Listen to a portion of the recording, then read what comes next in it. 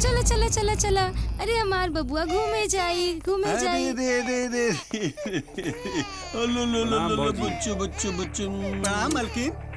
का हो गलो मुरच्चो भतीजा के का भइल अरे जी का भाई हम संभाल ले रे पकड़ रे भौजी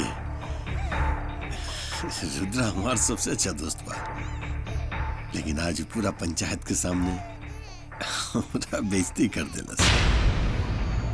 आप समझाई ना, शायद वो आपके बात समझ जाए, हमर बात ना समझल। अरे पत्नी ही आप ओकर समझाई ना ओकरा। भवानी शंकर मर्दन के बाद मर्दन से होके के चाही, घर के मेहरारू से ना। आओ बेटा। ओ चुप चुप चुप चुप चुप चुप। रुद्राऊ मंदिर वाला जमीन के कुछ बात करे के रहे। फैसला सुना चुकल बानी। हाँ वो पंचायत के फैसला रहे, वो पंचायत में सुना दिला हो गई बात। कुछ फैसला रुद्रा आपस में और अकेले में कही जाला।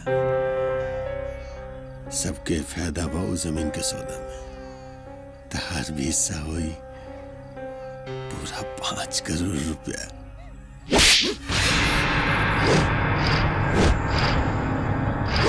सत्य के इंसाफ करे, झूठ के न माफ करे, जुर्म के खिलाफ रहे, आंधी तूफान हवे रुद्रा।